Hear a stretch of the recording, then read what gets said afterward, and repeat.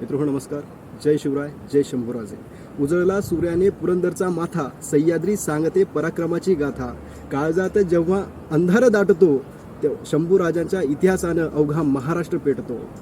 खरं तर जंगलात सिंहासमोर जाणारे भरपूर होते, पण सिंहाचा जबडा फाडणारा एकच होता, ते म्हणजे स्वराज्याचे धाकले देणे शंभूराजे. पाहुणी शौर्य तुझ पुढे मृत्यूही नतमस्तक झाला, स्वराज्याच्या माथीसाठी माझा शंभू अमर झाला.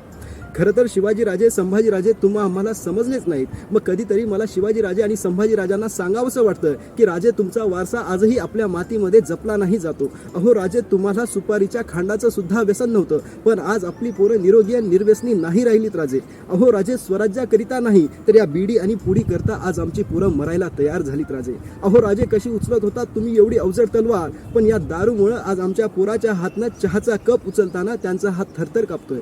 अर्धा चहा कपात तर अर्धा चहा बशीत, अशी हास्यास्पद अवस्था झाली राजे.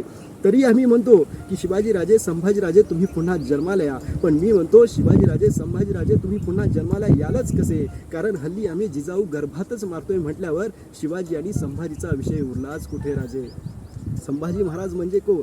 संभाजी महाराज म्हणजे कोण? कधीतरी अभ्यास करा, म्हणजे लक्षात येतं की संभाजी महाराज म्हणजे फक्त शिवाजी महाराजांचा पुत्र नाही, मराठमोळ्या मातीतला दुसरा छत्रपती नाही, तर जगाच्या पाठीवरला शूरवीर योद्धा नाही.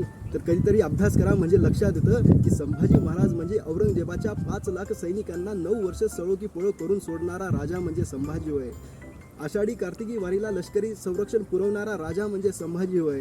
9 वर्ष तलवारीच्या पातेवर मरण पेलून धरणारा राजा म्हणजे छत्रपती संभाजी महाराज होय. स म्हणजे संकटांशी, भा म्हणजे भारतीयांनी, जी म्हणजे जिद्दीनं कसं लढावं, याचं नाव म्हणजे संभाजी होय.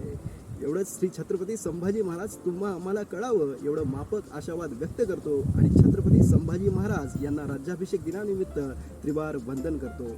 जय जिजाऊ, जय शिवराय.